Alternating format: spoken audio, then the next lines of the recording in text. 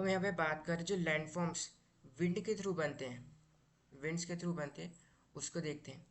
तो विंड की जो स्पीड, मतलब जो लाइटर पार्टिकल्स रहते हैं विंड डस्ट के, वो काफ़ी ज़्यादा ऊपर हायर एलिवेशन में रहते हैं। करेक्ट, हायर एलिवेशन रहते हैं। वहीं जो हेवी पार्टिकल रहते हैं वो ग्राउंड से लग के चलते हैं, इस तरह ग्राउंड से लग के चलते हैं।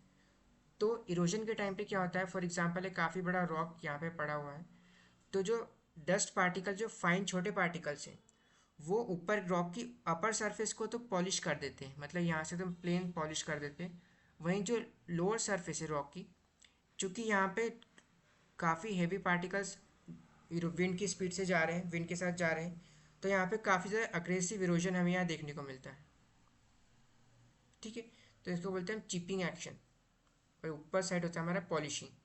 ठीक है, इससे हमें क्या देखने को मिलते हैं, मशरूम रॉक्स। मतलब क्या, अपर सरफेस जो मशरूम रॉक की है वो तो यहाँ से पॉलिश हो जाती है, लेकिन जो लोअर सरफेस है, यहाँ पे रॉक चिप हो, पतला हो के इरोजन के कारण इस तरह से शेप ले लेता है, जिसको हम बोलते हैं मशरूम टाइप, और बाद में चल के ये धीरे धीरे ब्रेक हो जाता है। ठीक है, इसके बाद आगे चलते हैं, तो हम देखते हैं यार्डंग्स को। ये अलग तरह का लैंड फॉर्म है। अब यहाँ पे क्या होता है कि जो डेजर्ट्स है, यहाँ पे कुछ जगह तो हार्ड रॉक्स होते हैं, कुछ जगह होते हैं सॉफ्ट रॉक। यहाँ पे हार्ड रॉक है, यहाँ पे सॉफ्ट रॉक है।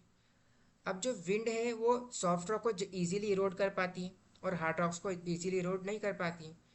तो जो इजीली इरोड सॉफ्ट रॉक्स है वो जल्दी से इरोजन से जल्दी हो जाएगा इनका, और यहाँ पे हमें इस तरह की गैप्स देखने को मिलेगी, जहाँ पे हार्ड रॉक्स तो वहीं रह गए, लेकिन सॉफ्ट रॉक का यहाँ पे इरोजन होके प्लेन हो गए। ठीक है, तो इसको हम बोलते हैं यार्डंग्स। इसके बाद आता है डिफ्लेशन हॉलो। डिफ्लेशन हॉलो, यहाँ पे क्या होता है कि जो ये पोर्शन आपको दिख रहा है अभी, इसमें क्या कुछ रॉक्स है और उनके ऊपर सैंड ढकी हुई है। ठीक है, अब विंड यहाँ पे जाएगी तो यहाँ पे जो सैंड है वो यहाँ से उड़ के आगे चली जाएगी, लेकिन जो ये हार्ड रॉक्स है ये यहीं पे रह जाएंगे। तो थोड़े टाइम बाद हमें क्या स्ट्रक्चर देखने को मिलेगा, इस तरह का, जहाँ पे सिर्फ हमें रॉक्स रॉक्स ऊपर दिख रहे हैं, सैंड बिल्कुल नीचे हो गई है।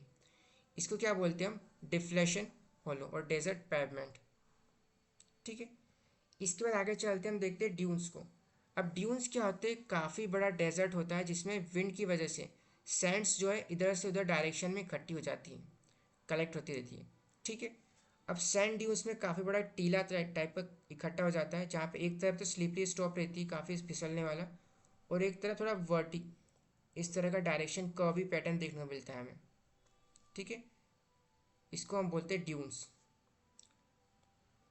अब इसी ड्यून्स में काफ़ी सारे स्ट्रक्चर्स होते हैं।